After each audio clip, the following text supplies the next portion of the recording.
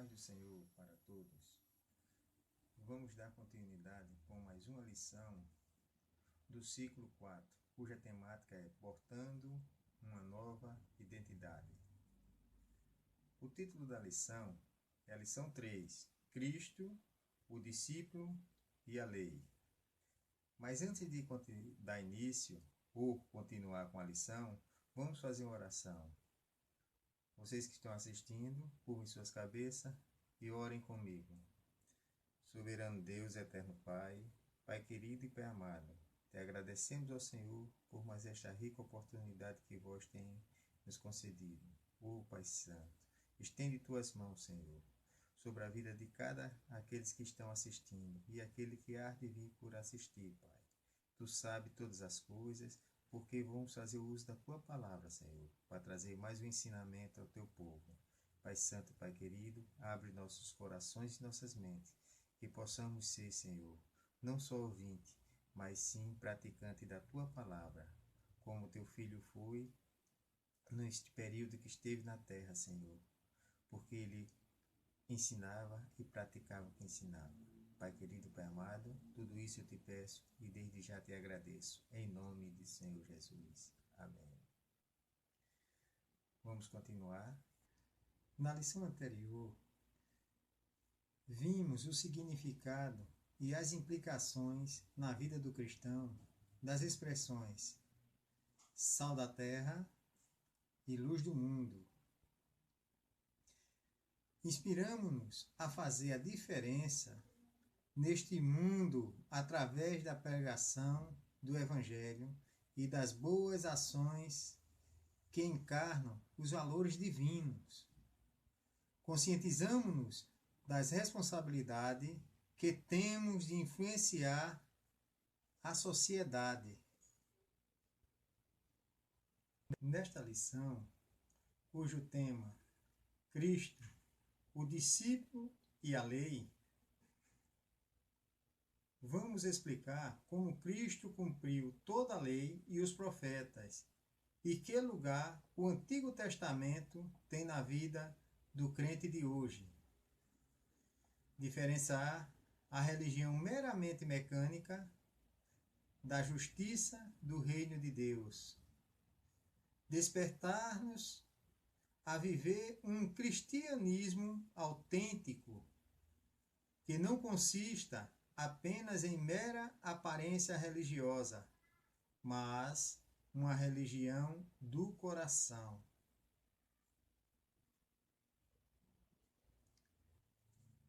O texto bíblico base para esta lição está em Mateus, capítulo 5, do 17 ao 20. Vamos ler, iniciando do 17 por diante. Não cuideis que vim destruir a lei ou os profetas. Não vim abrogar, mas cumprir. Porque em verdade vos digo que, até que o céu e a terra passem, nem um jota ou um tio se omitirá da lei sem que tudo seja cumprido. Qualquer, pois, que violar um desses menores mandamentos e assim ensinar os homens, será chamado o menor no reino dos céus. Aquele, porém, que os cumprir e ensinar, será chamado grande no reino dos céus. Porque vos digo que, se a vossa justiça não exceder a dos escribas e fariseus, de modo nenhum entrareis no reino dos céus. Amém?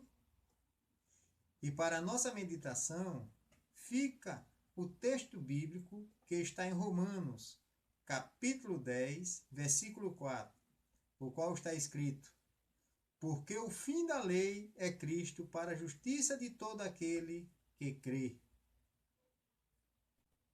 Algumas declarações de Jesus poderiam entender que Jesus viera destruir a lei e os profetas. Não é bem assim. Não foi assim que Jesus quis dizer. Se bem que hoje, nos dias de hoje atuais, que alguns maus pensamentos dizem que após Jesus tudo pode, pensamento errôneo. Não é isso que Jesus quis dizer, porque Jesus, ele veio para nos libertar da escravidão do pecado. Não é a liberdade como qualquer um pensa, que pode fazer tudo. Isso já passa a ser uma libertinagem. Mas nós devemos ter o zelo de cumprir os ensinamentos de Jesus. Por isso, ele deixou escrito em Mateus 5,17 que não cuideis que vim destruir a lei e os profetas. Não vinha me rogar, mas sim cumprir. Jesus cumpriu toda a lei. Mas o que significa cumprir a lei e os profetas? O que Jesus queria dizer com isso? E qual a relação entre a vida e o ensino de Jesus e o Antigo Testamento? É isso que vamos estudar nesta lição a partir de agora. O primeiro tópico da lição, cujo tema é Jesus cumpriu toda a lei.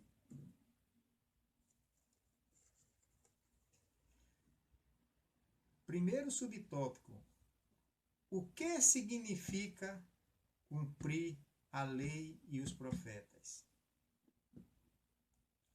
Jesus, ao afirmar que veio cumprir a lei e os profetas, ele estava asseverando que ele viera para cumprir os mandamentos e as promessas, como de fato que ele cumpriu. As promessas do Antigo Testamento, os preceitos, profecias, símbolos e tipos. E sobre símbolos e tipos, podemos ver nos cerimoniais litúrgicos judaicos registrados no Antigo Testamento, na lei de Moisés e alguns episódios vividos por homens de Deus no passado. Observando o canto superior esquerdo, você verá os organogramas sobre tipos e símbolos. Os tipos que não consistem é meramente palavras, mas aqueles que consistem são fatos, pessoas e objetos. Estão no Antigo Testamento e apontam no Novo Testamento, nas Escrituras, as sombras dos bens vindouros. Jesus, nós temos o tipo, a serpente de metal. Você vai ver em João 3,14. Jonas na barriga do peixe, em Mateus 12,40. Você vai ver tipo de Adão, Jesus, tipo de Adão. Você vai ver em Romanos 5,14 e na primeira epístola aos Coríntios 5,7. Agora teremos exemplos como de Adão, Isaac, José, Moisés, Davi. Adão, primeiro homem da nova criação. Isaac, oferecido em sacrifício e foi obediente. Já José, vendido, tentado, preso. Moisés dominou o mar, jejuou 40 dias, intercedeu pelo povo e teve o rosto iluminado. Já Davi foi desprezado, pastor de ovelhas. Todos esses exemplos você vai encontrar na Bíblia. Segundo subtópico, profecias cumpridas. Em Miqueias foi profetizado que ele nasceu em Belém. Em Salmos, ele foi profetizado que ele foi traído por um amigo. Você vai ver isso em Salmos 41. Tiraram sorte de suas vestes. Ele foi traspassado nas mãos e nos pés. Seus ossos não foram quebrados. Já em Isaías foi profetizado que ele nasceu de uma virgem. Ele é o Deus encarnado. Bateram e cuspiram nele em sua morte. Ficou mudo diante dos seus acusadores. Mesmo inocente, ele seria morto para se entregar como sacrifício pelos nossos pecados. Foi crucificado juntamente com malfeitores e intercedeu por eles. Foi sepultado no túmulo de um rico. Já em Zacarias, foi profetizado que ele entrou em Jerusalém sobre um jumentinho. Ele foi vendido por 30 moedas de prata. O dinheiro de sua venda depois foi atirado fora. Foi para o oleiro. Seu lado foi transpassado. Terceiro subtópico. Jesus cumpriu todos os ritos da lei de Moisés. Tudo que a lei de Moisés exigia, Jesus cumpriu. Inclusive, ele condenou os fariseus de seus dias porque criavam tradições para descumprir a lei. Ele cumpriu toda a lei por nós. Viveu sem pecado, mas, mesmo sem pecado, se fez pecado por nós, levando toda a nossa culpa sobre si no madeiro. Você vai ver essa referência em Isaías, capítulo 53, versículo 5. Quarto subtópico. Em Cristo, a lei mosaica cumpre o seu objetivo. A Bíblia afirma que o fim da lei é Cristo. A lei apontava para Jesus e ele cumpriu cabalmente por nós. O que isso significa? Significa que não estamos sujeitos mais àquela cerimônia e àqueles rituais litúrgicos do Antigo Testamento, que era apenas símbolo da vida, pessoa e obra de Jesus. Você pode observar isso em Colossenses, capítulo 2, versículo 16 e 17. Em Hebreus, capítulo 9, do 7 ao 10. Quanto aos aspectos morais da lei, Jesus reiterou o mandamento e ainda aprofundou o seu significado.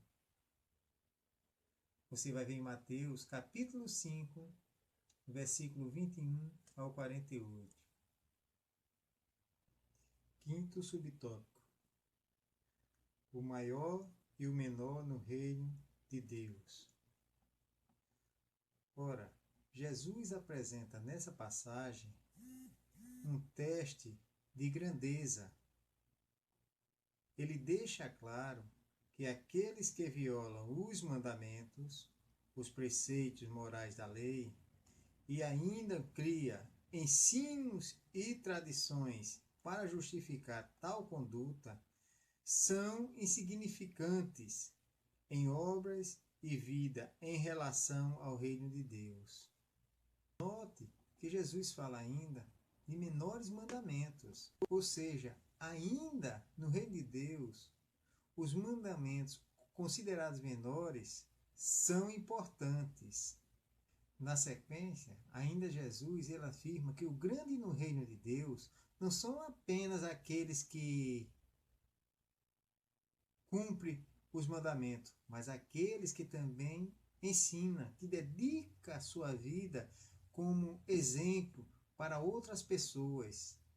Eles ensinam e praticam. Esses que são considerados os grandes no reino de Deus, ou seja, os maiores.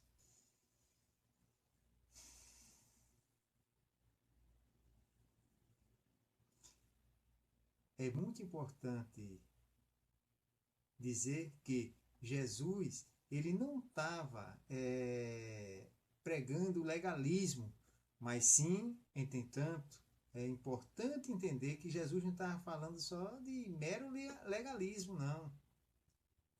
Ele deixa isso claro no versículo seguinte, onde ele fala que se a nossa justiça não exceder a dos escribas e fariseus, de modo nenhum entraremos no reino de Deus. Amém? Segundo tópico, o perigo de se fazer da letra uma religião mecânica. Muito se torna perigoso com apenas um versículo criar uma doutrina e, o pior de tudo, difundi-la para a humanidade. Primeiro subtópico, uma religião voltada só para o exterior. Ao contrastar a justiça dos escribas e fariseus com a justiça dos filhos do reino, Jesus deixa claro que esta excede aquela. Você pode observar isso em Mateus capítulo 5, no versículo 19 e 20. Mas, em que sentido? Em primeiro lugar, no sentido em que a justiça dos escribas e fariseus era preocupada apenas com o exterior. Observe isso em Mateus capítulo 6, versículo 1 ao 8 e o 16 ao 18. Seus corações continuavam sujos, porque eles procuravam apenas a aprovação e elogio dos homens. Segundo subtópico, uma religião voltada para o orgulho pessoal e aplauso dos homens. Os escribas e fariseus confiavam que eles eram salvos apenas pelo que fazia exteriormente na religião, quando, na verdade, Deus não olha, não apenas nossos atos, mas para o nosso coração, para ver a nossa intenção naquele ato. Observe isso, que está escrito na primeira epístola aos Coríntios, capítulo 13, do versículo 1 ao 7. Não basta seguir à risca as normas e os mandamentos bíblicos. Se os obedecermos de forma mecânica e orgulhosa, para sermos louvados pelos homens, ou achar que somos salvos e abençoados pelas nossas boas ações. Somos salvos pela graça de Deus, mediante a fé na obra vicária de Jesus. Você pode ver isso em Efésios, capítulo 2, versículo 8 ao 10. E dando continuidade ao terceiro tópico, a justiça do reino de Deus. Primeiro subtópico, uma religião do coração. Agora sim, uma religião voltada para Deus. Devemos sobejar em boas obras, mas como consequência da nossa salvação. Devemos fazer boas obras porque somos salvos, não para ser salvos. A consequência de ser filhos de Deus. A expressão real da nossa fé em Cristo.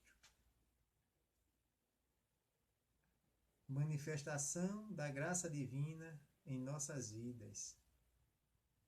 Gratidão e louvor por aquilo que Cristo fez por nós, e jamais com base para a nossa salvação.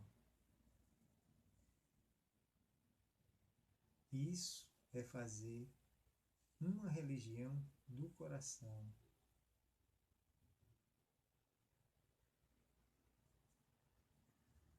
Segundo subtópico, mais do que observâncias. Os escribas e fariseus observavam muitas regras, oravam, cantavam, jejuavam, liam as escrituras e frequentavam os cultos na sinagoga, mas somente para mostrar a aparência externa, ou seja, a sua parte interior, aquela que agradava aos homens, mas não agradavam a Deus, porque estavam fazendo exatamente isso, uma coisa mecânica, não vinha do coração, era só uma observância, não é? Hoje temos exemplos de pessoas que fazem a mesma coisa, que lê, que ora, jejua, é fervoroso na igreja, mas no entanto, quando coloca o pé fora, se transformam tratar mal seus colegas, sua esposa, não tem zelo em casa, e muito menos com a criação do Senhor, aquele que está perdido. Se ele dá um exemplo, como é que ele pode trazer almas para o reino de Deus? E Jesus, ele condena esse tipo de coisa, porque Jesus condenou firmemente estas atitudes, pois ele desejava que coração e espírito, e não somente o ato externo, deve conformar-se com a vontade de Deus, na fé e no amor. E depois do que foi exposto nesta lição, que possamos sempre avaliar não apenas as nossas ações, mas também as nossas intenções. Com que intenções praticamos estas coisas? Nunca devemos fazer o bem almejando aplauso das pessoas, dos homens, para seres vistos, mas sempre devemos, pelo dever e prazer de fazer o que é justo, apoiado na graça de Deus, que o nosso Senhor sempre venha nos abençoando, para que possamos estar no caminho certo, para o lugar que foi reservado para nós. Amém?